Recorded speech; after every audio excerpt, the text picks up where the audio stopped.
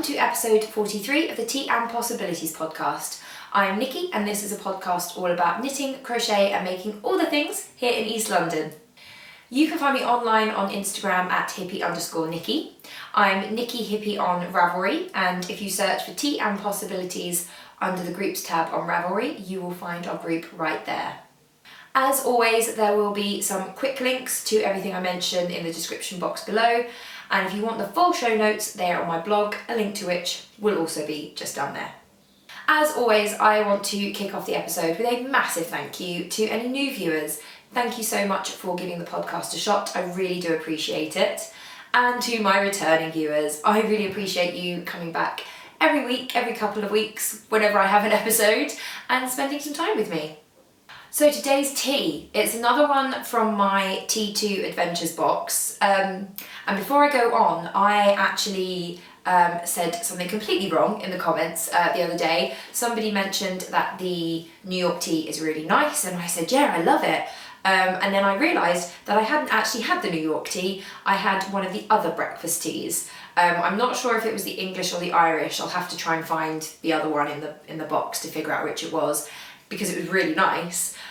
So I had the New York tea a couple of days ago and it smelled beautiful. It smelled like pancakes, but I didn't enjoy it as much as I thought I was going to.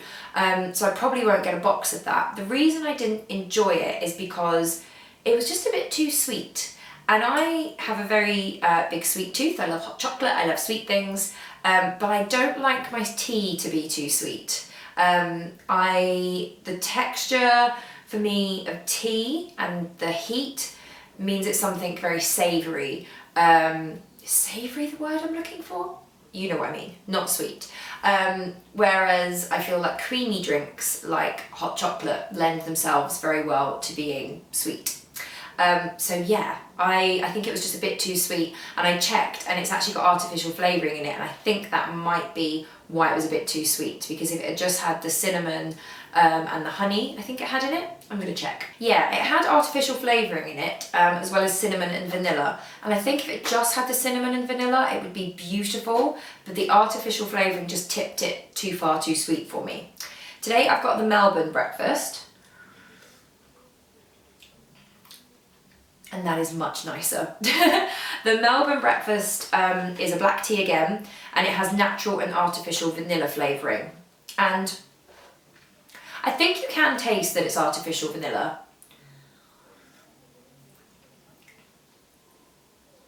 There's a definite like artificially vanilla tang to it, which is a shame.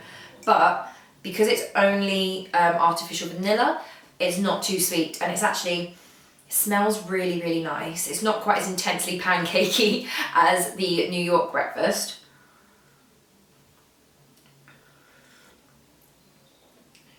That I would happily have again because it's not too sweet. That's really nice.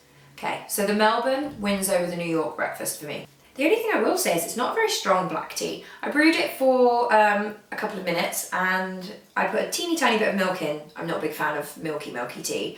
And it's quite weak looking. Doesn't taste too milky though, so that's fine. But yeah, I would recommend the Melbourne breakfast. And as in last episode, that's from my T2 20 Adventures box that a friend of mine brought when he came to visit. I will probably be sharing them with you as I work my way through. I gave the peppermint one to Rich because he's a massive peppermint tea drinker and I'm not so much. And he said it was very strong peppermint, which is kind of all you can ask for from a peppermint tea. Before we dive into the podcast proper, I wanted to just remind you about the Reknit Cal. So this is a Cal that is currently running. It started on the 17th of March and it will end on the 18th of May. And the idea is just to reknit something that you have knit before. You have to have knit or crocheted. You can crochet as well for this, despite the name. You have to make something that you have made at least once before and just share with us about why you're making it, any modifications you're making, etc. So yeah, do have a look in the chatter thread on the group, and I will put a link down below for that, where you can find out more about the rules, more about what everyone else is doing. It's a really nice place to dip into. I've already queued a couple of things because I've heard of patterns through this thread, so it's great for future inspiration. But now let's move on to Whipped Up.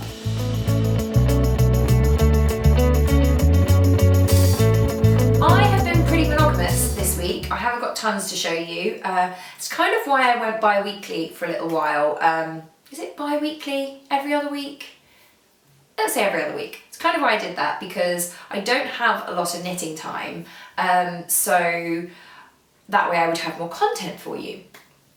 But I had some free time today and I really felt in the mood to have a chat with you guys, so I hope you will forgive me for not having quite as much content.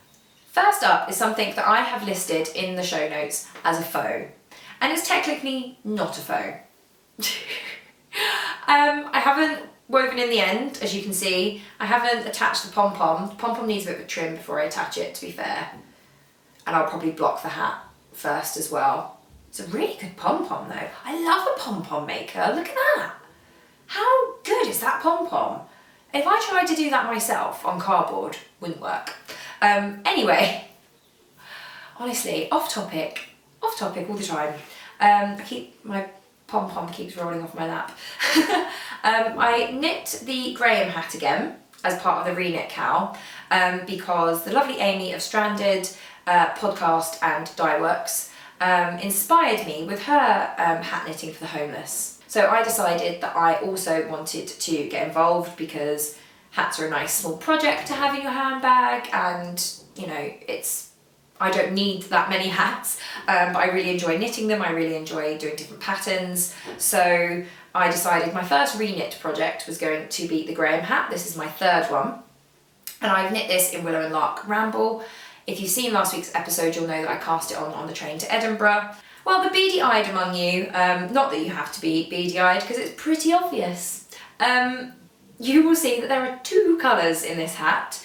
I had a bundle of grey in Willow and Lark and I thought they were all the same grey, and they're not. And Rich and I don't tend to have the overhead light on when it gets dark. We have a few lamps. We've got one here. We've got some lamps over in the corner by the sofa. We light candles. So it's kind of very warm but very low lighting. So I tend not to do anything too complicated in the evenings because of the light, which is why summer is so much better because we have more daylight. However, I got to the decreases and I needed to start the second ball. So all of this was a 50-gram ball and this was just the rest of another one. And I just grabbed a grey ball. And of course, when I looked at it the next morning and I had got to about here maybe, I was just about to go onto the DPNs, I realised that they were two different colours. And I was like, oh my god, like, I can't believe they must be two different dye lots. Like, yeah, wow, that is such a difference. That's actually quite bad. Like, oh, I don't know about that. And I thought, I'm just gonna check the label to check the dye lots. Nothing to do with the dye lots, Nikki. You just had grabbed yourself several balls of grey that weren't all the same grey. So this is actually Puddle Blue, and this is Battleship Grey. So they are quite clearly two very different greys. This is obviously more of a blue, and this is a much darker grey. So there you go. Two very different colours. Because it's not for me, and I kind of feel like a homeless person wouldn't be too fussed about a colour situation, I decided to give it a pom-pom so that it would look more like a colour block, more intentional.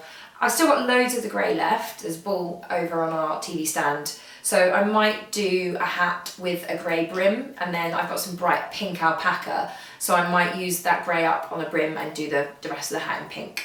So there might be more colour blocking in my future.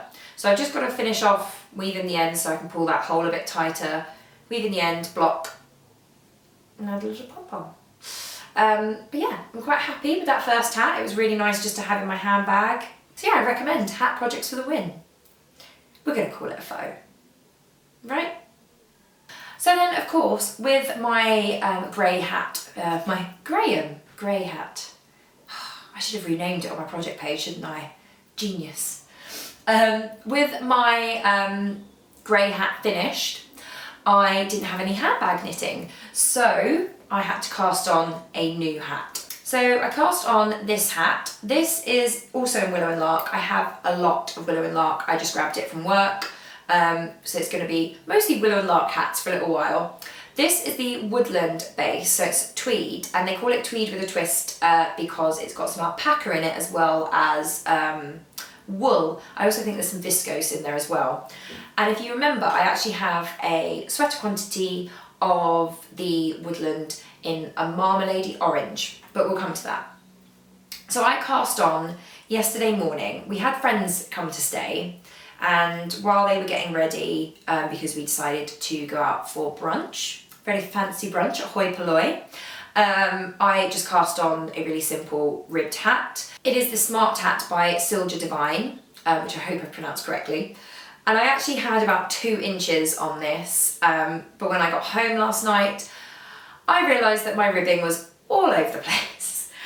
Basically, we went out for brunch yesterday and then went to meet a friend to have a beer pong tournament for his birthday. So kind of hanging out, talking to people, having played a little bit of beer pong myself, I apparently couldn't count to 4, and a lot of the kind of edges of the ribs were wobbly where I'd kind of purled and then knit where I shouldn't have. So I ripped it out and started again. So this is all I did last night before we went to bed. I really like the woodland. I think, you can't really tell now because I've got like half a centimetre. But when I had about 2 inches, it had a really nice handle. It was really soft. It's actually, it's a DK weight, but I would actually say it's quite a light DK. But it's really lovely. However, you don't really notice it so much in the ball, creaky chair, but it has got, I don't know if you can see that, quite a halo on it. And when you knit it up, it's actually quite hairy, which I believe is probably to do with the alpaca content, I'm not sure, maybe. And this is why I'm thinking that sweater quantity of marmalade might be better served as hats and scarves. Purely because I don't mind rustic wools. I don't mind kind of itchy, toothier yarns. Doesn't bother me at all. What bothers me is hairy yarns. So it's probably a good thing that I'm sensitive to mohair because I wouldn't be wearing it anyway. But I really don't like when there's lots of like hairy bits sticking out of my jumpers and things. And the reason I don't like that, I'm always really worried it's going to get in my food. I just have this thing about if it's really hairy, all the bits are going to float off and they're going to get in my sandwich.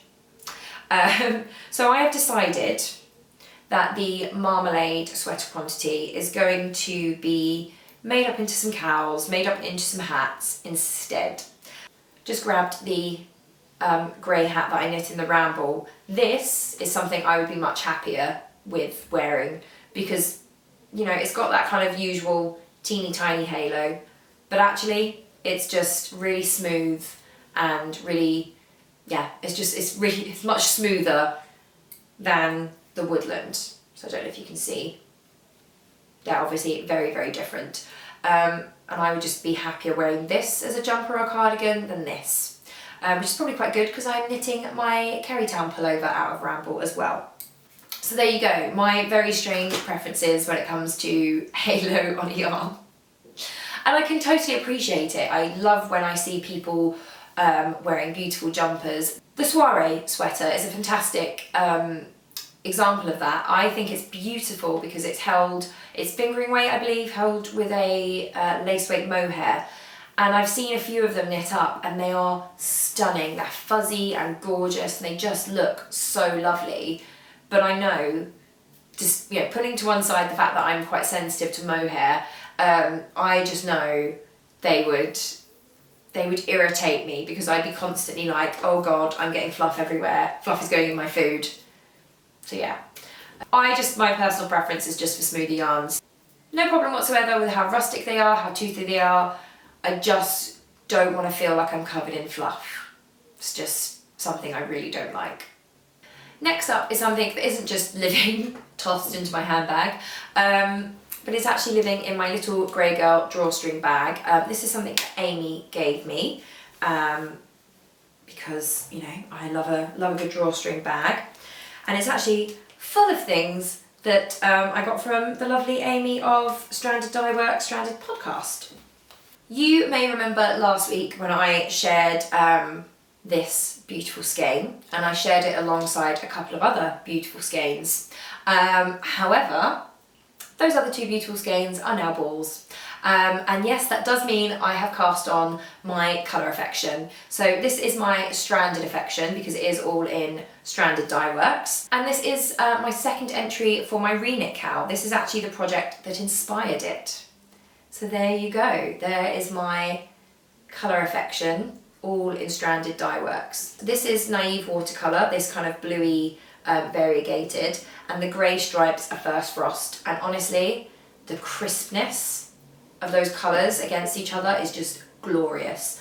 I think that this is the combination that Amy knit her Timely cardigan out of, which is probably why it's the colour I went for, but you know, I'm doing it a bit differently, guys. I'm doing it in garter. But that's probably why the two colours kind of like went together in my mind, and boy, do they look great. Like, look how good they look. They're so beautiful. There are a couple of mistakes in my first wedge. I have put in 2 pearl stitches just down here, which you probably won't be able to see and no one else will, and they don't bother me that much, and that is why I've left them in. I also left them in because I noticed on about the 4th grey stripe. But yeah, so there are a couple of mistakes in the wedge, but I really don't mind. I am doing the modification that I didn't do with my first colour affection, where I'm doing a yarn over at the beginning of and end of each row. And I do think that is a lot looser, it's not quite so tight. But yeah, mainly I'm just in love.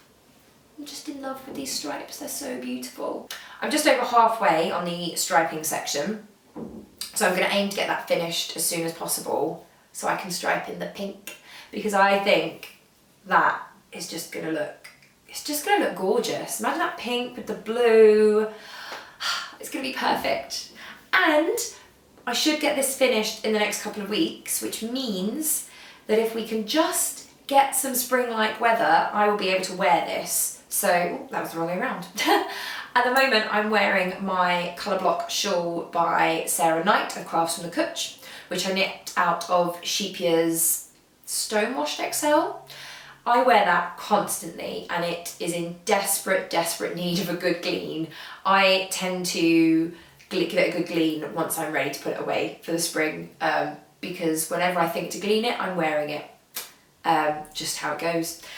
So I'm hoping that I will have this ready when it warms up a little bit, and I'll just need something really light around my neck. And I just think it's so beautiful. I just love this. Naive watercolour is just, look how beautiful that is. And I'm hoping it goes with my sort of skin tone and hair colour, and I don't care if it doesn't, to be honest, because I just feel like if I hold it there I just look like a little mermaid bobbing in the waves. Quality adult content, guys. Quality adult content. So that's all my whips for this week, guys. As you can see, I've been pretty monogamous. I've had a hat in my bag for on the go knitting, and my at home knitting has been my stranded colour affection. I really think I'm going to go a little bit more monogamous over the next few weeks because I still have my pavement to finish. I haven't touched it in ages, and I really want to get that finished because it's going to be such a lovely light jumper to wear in the spring. I say in the spring, it is spring now, not that you would know it, because it's really cold. I'm trying to embrace the rain because spring is a rainy season, and we have just started planting on our balcony, so I'm trying to embrace that as the rain will come and it will help my peas and my sunflowers grow.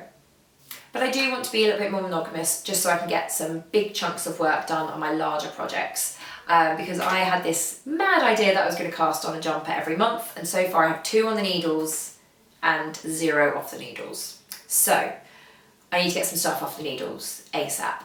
But last week I told you that I hit up a friend's D-stash and I had some stuff to show you, but I was gonna kind of dedicate last episode to my Edinburgh Yarn Fest haul. But now I can share it with you. I think it's pretty funny that I went to Edinburgh Yarn Festival and was very like, you know, it's fine, I'm just gonna get my needles and my book and something that takes my fancy.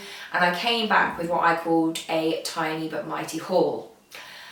I then went to my friend's D-stash and came back with significantly more. But the first thing I'm going to show you was actually a gift. So this was not part of the D-stash. This was a birthday present and arrived in the last couple of days from my lovely pen pal, Rachel of the Crafty Historian. And this is Nora George 12 Trees, which I think was part of her Harry Potter Christmas club. But this is absolutely beautiful. And I look at this and I go, the sock dream is reignited in me, basically, because of this D-stash. We will come to that. But this makes me think of beautiful socks, lacy, thinking like a very delicate lace pattern. But yeah, one day I will cast on socks, and I'm gonna have to make that day pretty soon because of the sheer amount of sock yarn I now have. So yeah, this was a beautiful birthday gift from Rachel, which I absolutely adore. It's such a beautiful base. It's her super sock, 75% superwash merino, 25% nylon. And I think it's lovely. I do love a yellow. I'm almost thinking it could be something cowly if it's not socks. But I love a yellow. So lovely. Thank you, Rachel. But now for the D-stash, where I made out like a bandit. All that talk last week of like anxiety over like having too much, completely not even a thought in my head when confronted with so many pretty things that I could have.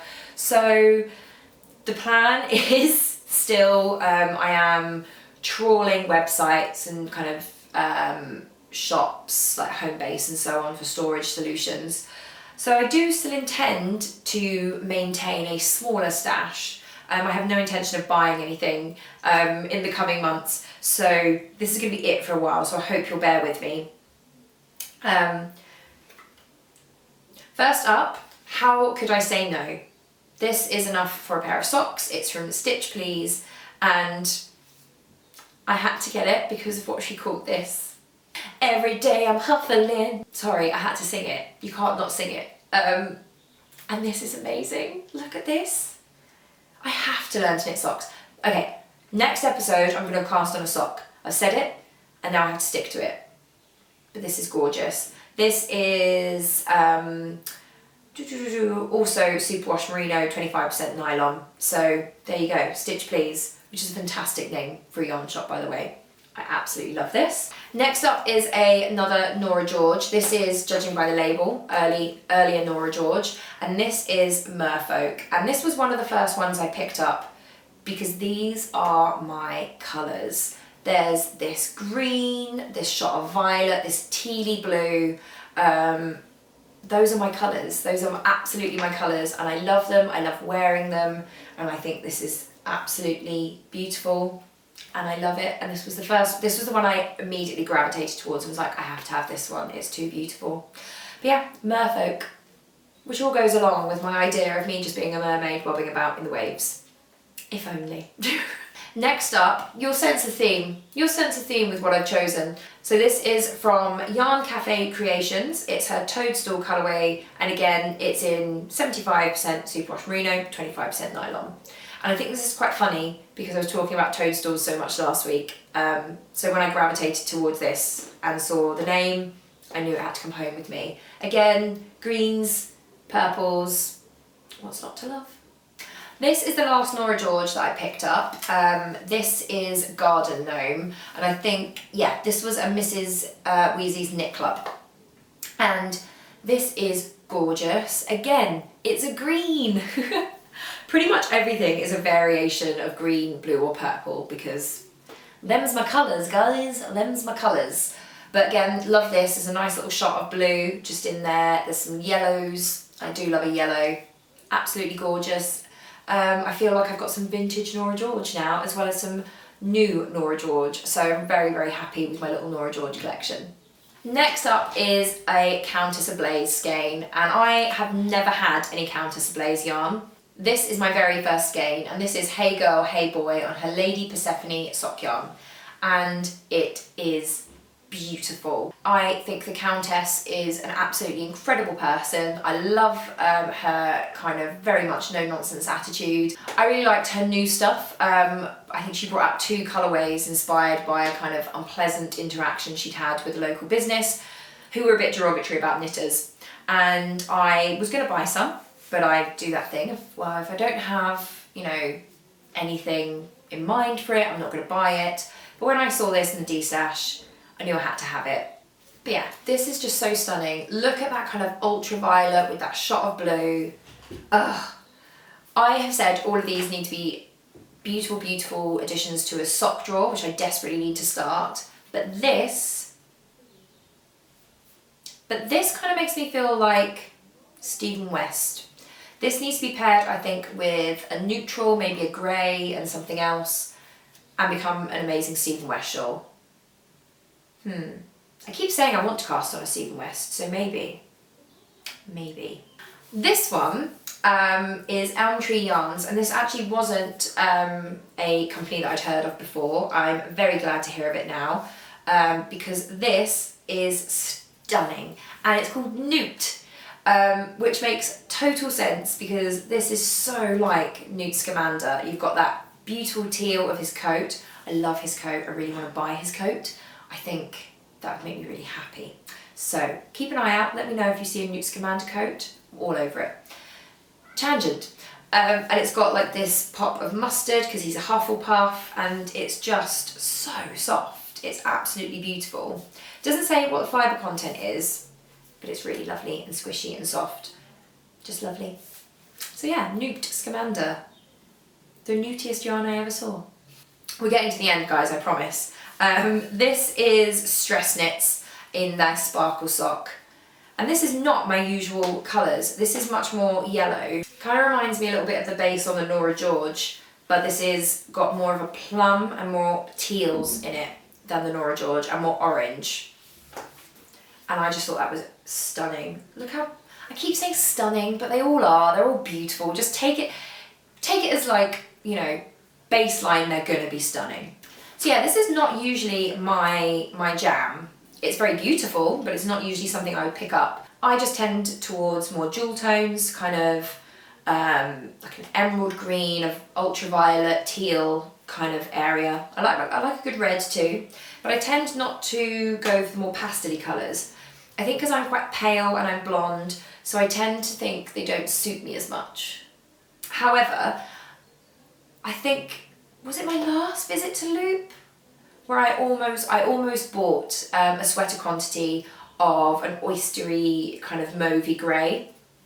So this was not quite the same. The oyster that I saw in the Loop was a lot more grey, and this is a lot more mauve. But I thought I would grab this, just flinging it around at the moment.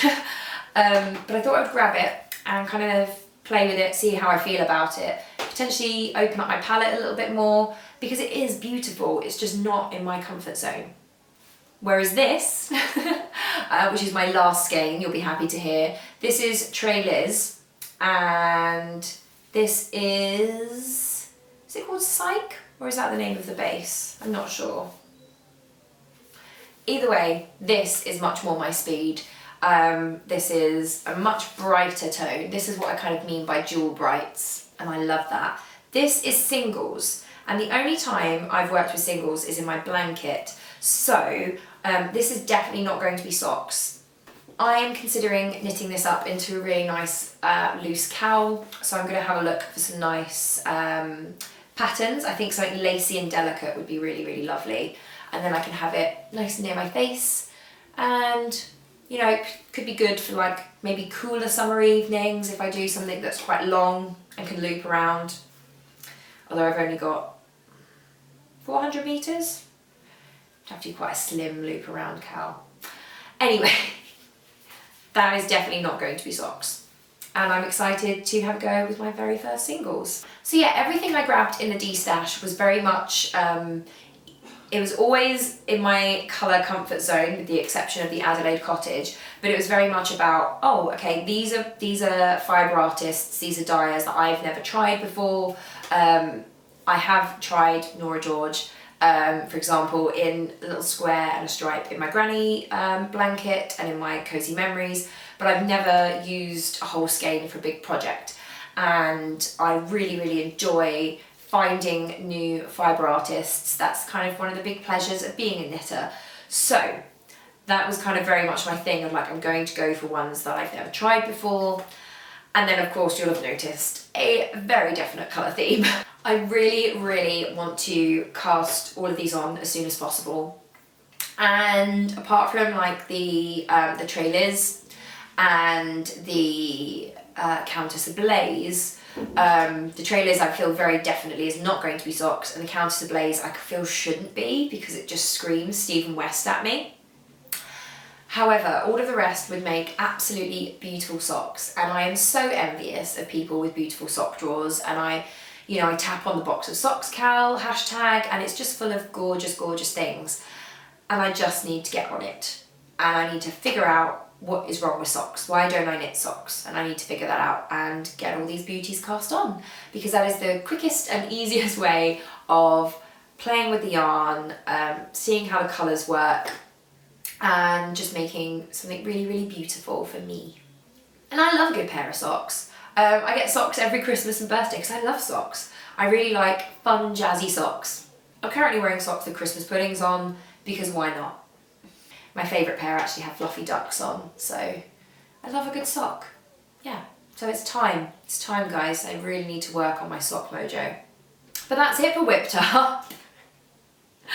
I should rename this segment Stashed Up just for this week because I'm definitely stashed up. Yeah, definitely. But now let's move on to Knit and Natter.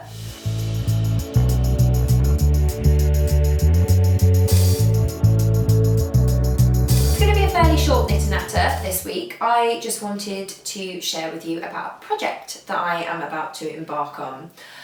You've probably seen it on Instagram. I shared it today, which is Easter Sunday. Happy Easter, by the way. So if you have a look on my Instagram, you'll see a post about it there. But it is the 100-Day project. And this is run by, I think the Instagram names are Ellie Luna and Lindsay Thompson. But I will put them up on the screen and I will link to their Instagram accounts down below. So you can go onto their accounts and find out all about what they're doing. And it's basically, they lead on a project called 100 Days Project, where you pick something and you do it every day for 100 days. I have been aware of this project since about 2016, and it didn't really work out for me then. I think I tried it for 2 days because I heard about it the day before, and I obviously didn't have time to think through my project. I think I did journaling for both those days, but I hadn't really thought through the prompts that I wanted to work on or anything like that. So it literally lasts 2, maybe 3 days. So I've never really embarked on the project. Last year, I remembered about it too late and it had already kicked off. This year, the algorithm was actually on my side and I heard about it in time. And that means that I've spent the last few days thinking about what I would like to do for my 100-day project. And I had a lot of ideas, and kind of the main one that kept kind of bubbling up was writing a 100-word story every day for 100 days. Because by the end of it, I would have 100 sweet little stories. And I thought about that and I was like, yeah, I really like that. But it didn't kindle a fire in me the way it should. So I put a pin in that and I think I'm going to do that next year. But what really made me feel like, yeah, this is what I want to do is something that is not going to immediately strike you as creative. I am going to dedicate the next 100 days to doing 10 sun salutations every day. And this is something you do in yoga. And I recently did a workshop with an amazing yoga teacher who I will link to down below. Her name is Chilla. She's Girl on the Green on Instagram. She's absolutely brilliant. And I did a workshop with her recently with a few other people, breaking down the basics of a sun salutation and getting really, really clear on alignment and everything in that particular sun salutation so I would feel comfortable doing it at home. And I've done it on and off. But what I really, really do want to dedicate myself to is a daily practice. I love yoga, I really enjoy doing it, but as with all kind of workout exercise things, you do have to give yourself a little push. I decided that 10 sun salutations every day was totally doable. It's going to take me maybe 20 minutes, and I can definitely find 20 minutes in every day.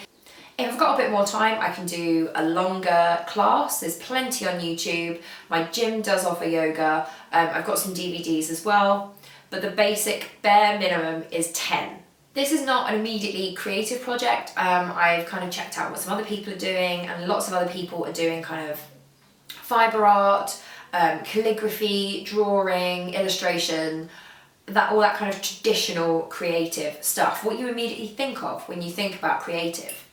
And that's why I kind of kept coming back to the idea of doing 100 days of 100 words, which the more I talk about, the more I'm like, could I do both? But that's probably bonkers. Don't try and do both, Nikki. Stop. But for me, wanting to get back into yoga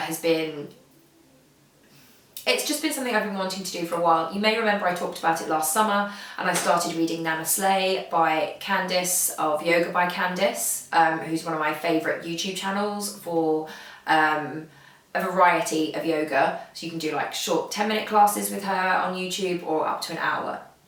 So I really have been wanting to do this for a while, and I think that this project is really going to help me. And the reason I wanted to talk about it was hopefully this is going live on Easter Monday, and the 100 Days project does not start until Tuesday the 3rd of April. So hopefully you will see this in time to get on board yourself. Maybe if you see it a couple of days in, you can catch up and do a couple of extra days at the end. But it's a really fun project. I really enjoy following it on Instagram, so even if you don't want to get involved, you might want to follow it online. I'm going to probably not share so much on my grid, but I'll probably do stories and create a highlight for it. So yeah, I'm really, really excited about it. I am kind of doing a little bit today and a little bit tomorrow, but I'm not going to push myself too much. And I just feel like 10 sun salutations is really doable. And I think by the end of the 100 days, that's 1,000 sun salutations later, I will be seeing some real improvement. And I'm actually kind of thinking that I'm going to vlog the process. So I'll do a little bit of filming every day and pull it all together into one video. So at the end of the 100 days, I can say, this is what my 100-day project looked like. So if you'd be interested, that will be up later in the year. What is 100 days from now? Wow, I'll be finished in the summer. So that's pretty good. So yeah, if you are taking part in the 100-day project, please do let me know in the comments. I would love to hear what you're working on. If it's not something you feel that you have the time or energy to dedicate to this year, maybe it's something you could think about for next year. You've got plenty of time to plan. And I do recommend following the two ladies who are running it because they're really, really interesting. They post great content. And if you look on hashtag the 100 Days Project, or is it the 100-Day Project? I'll put the correct hashtag on the screen. I can never remember if it's 100 days or 100 day, so I'll put it on the screen. But if you follow that hashtag, you will be able to see what other people are producing. And it's just incredibly inspirational, even if you're not taking part yourself. It's something that I've really enjoyed following for the last couple of years, and I'm really excited to get involved myself this year. Well, that's it for this week. I am going to go and brew myself another cup of tea because I'm all out. I'm going to put away my little mini mountain of yarn that's on the floor just here and get stuck back into my colour affection. I love a long weekend and I can't wait to do more tea drinking, more knitting and eat some chocolate. I hope you also have a really chilled out and creative day planned. I will see you very soon for another cup of tea. Take care, bye.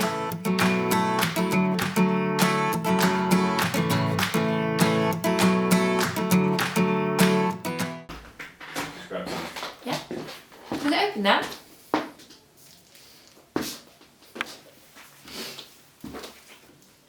Rich just walked in and gave me this. This is why he's a keeper.